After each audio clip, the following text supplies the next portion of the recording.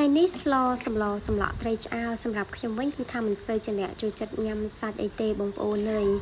ហើយបើបានស្លប្រភេទសម្លក់មានលាយបន្លែច្រើនមុខបែបនឹងអីទៀតណាគឺថា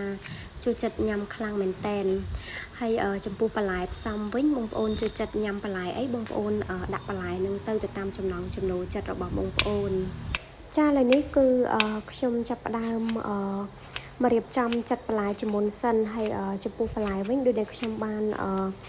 រៀបរាប់មុននឹងអញ្ចឹងបងប្អូនជួយចាត់ញ៉ាំបន្លែអីបងប្អូនដាក់បន្លែនឹងទៅសម្រាប់ខ្ញុំថ្ងៃនេះមានដូចជាផ្សិតចំបើងតឡាប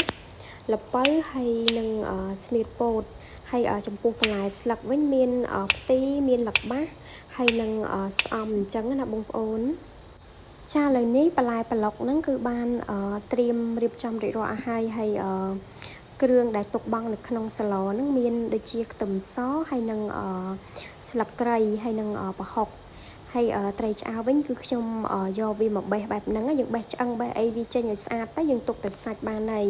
ឥឡូវនេះគ្រឿងក្រៅសម្រាប់ស្លបានត្រៀមរៀបចំរួចរាល់អស់ហើយតោះបងប្អូនមកមើលពីរបៀបស្លរបស់ខ្ញុំទាំងអស់គ្នាចាស់ដំបងនឹងដាក់ឆ្នាំងដាំទឹកឲ្យពុះទឹកពុះហើយបង់ស្លឹកគ្រៃខ្ទឹមសហើយនឹងម្ទេសចូលទៅបន្ទាប់មកជ្រុំប្រ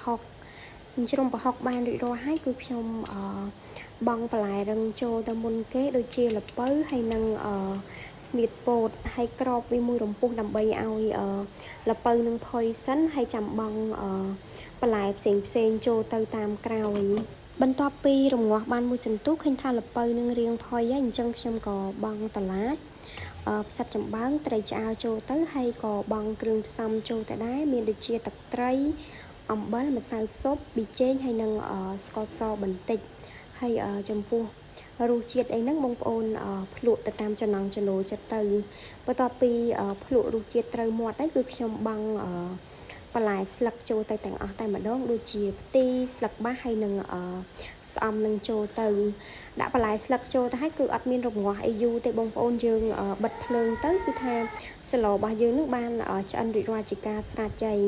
ហើយសម្លមួយមុខនេះមិនត្រឹមតែមានរសជាតិឆ្ងាញ់ទេបងប្អូននៅបន្លែដែលយកមកស្លហ្នឹងគឺជាបន្លែធម្មជាតិលាយបញ្ចូលគ្នាច្រើនមុខញ៉ាំទៅគឺថាវីតាមីនពេញខ្លួនតែម្ដងហើយវីដេអូធ្វើម្ហូបរបស់ខ្ញុំថ្ងៃនេះក៏មានតែប៉ុណ្្នឹងដែរ